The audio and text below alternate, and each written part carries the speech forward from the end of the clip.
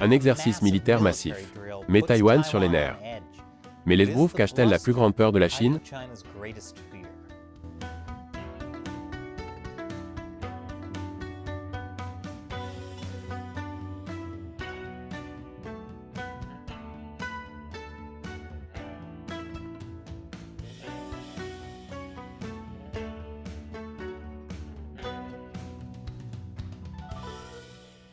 Bienvenue sur Chine non censurée, je suis Chris Chappell. La Chine se dit prête à se battre après des exercices près de Taïwan.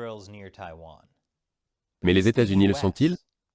Il existe une réelle possibilité que le Parti communiste chinois tente d'envahir Taïwan. Je viens de réaliser qu'il s'agit d'une affirmation toujours d'actualité. Je veux dire, une possibilité très réelle, très bientôt. Au cours du week-end, la Chine a mené pendant 3 jours des exercices de combat à grande échelle autour de Taïwan, appelés épées communes. L'armée chinoise a simulé un blocus de Taïwan et des frappes de précision sur l'île. L'APL a même publié cette image de synthèse pratique, au cas où des doutes subsisteraient quant aux intentions du régime chinois. Et au cas où il y aurait encore des doutes, l'armée chinoise a publié une déclaration disant « Les troupes du théâtre des opérations sont prêtes à se battre à tout moment, et peuvent se battre à tout moment pour écraser résolument toute forme d'indépendance de Taïwan et toute tentative d'ingérence étrangère. » Il n'aurait pas pu être plus clair s'il avait écrit « Taïwan, que nous sommes sur le point d'envahir sur la poitrine de ces mannequins à frapper. » Ces exercices ont également été l'occasion de simuler pour la première fois l'attaque d'un porte-avions sur Taïwan. Ce porte-avions était le Shandong, le premier porte-avions construit par la Chine. En seulement 3 jours, plus de 200 avions de guerre chinois ont effectué des vols. C'est terrifiant. Surtout parce que cela signifie qu'ils sont meilleurs que Southwest Airlines pour coordonner les vols. Le ministre taïwanais des Affaires étrangères, Joseph Wu, a averti qu'un faux pas de la Chine pourrait entraîner le déclenchement d'une guerre mondiale incontrôlable. Il a déclaré « Tout accident pourrait déclencher une guerre incontrôlable entre Taïwan et la Chine. Et si d'autres pays tentent d'intervenir, ce pourrait être le début d'une guerre de grande ampleur. » La Troisième Guerre mondiale? Ce serait une catastrophe. Car si l'histoire m'a appris quelque chose, c'est que le troisième film d'une trilogie est toujours le pire. Existe-t-il un moyen d'éviter cela? Plus d'informations après la pause.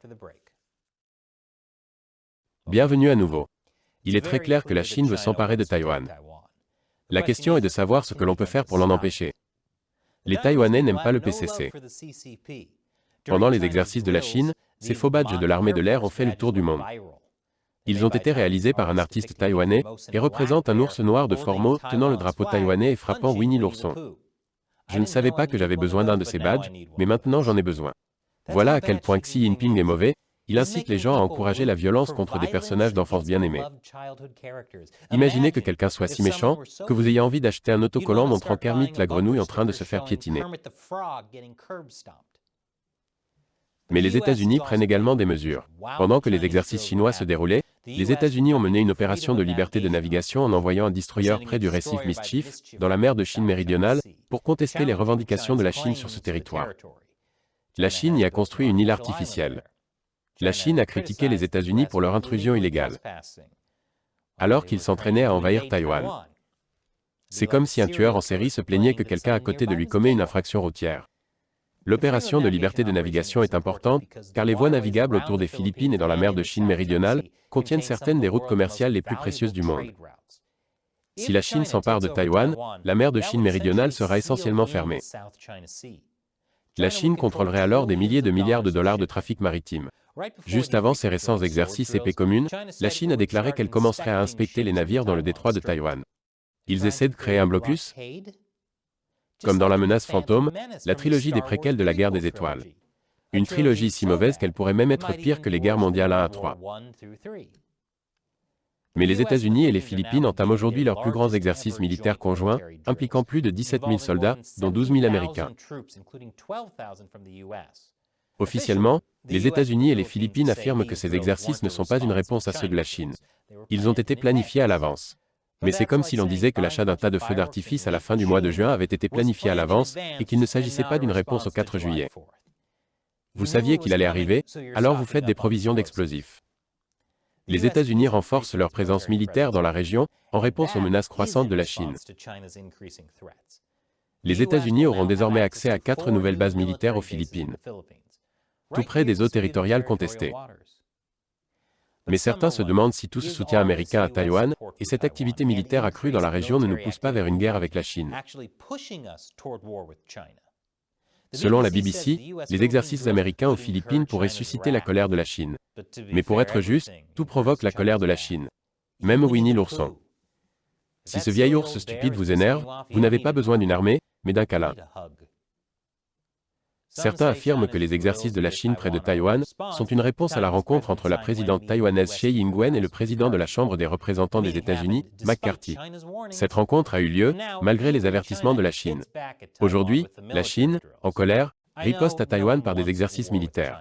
Je sais que personne ne souhaite une guerre avec la Chine, sauf peut-être le complexe militaro-industriel américain. Mais beaucoup d'Américains en ont assez des guerres étrangères.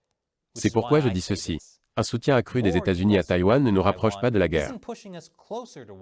C'est même le meilleur moyen d'éviter une guerre. La Chine a menacé de prendre des mesures de rétorsion si la rencontre McCarthy-Tsai avait lieu. Mais la Chine n'a pas pris de mesures de rétorsion, à l'exception de quelques sanctions édentées. La Chine est en fait ce tyran qui dit « Je vous défie de franchir cette ligne ». Puis vous le faites, elle vous répond « Vous avez de la chance, je ne suis pas d'humeur à vous frapper en ce moment ». Pékin a fait beaucoup de bruit à propos des récents exercices et peut faire des images de synthèse autant qu'il veut. C'est du beau graphisme Windows 97 que tu as là, mon frère.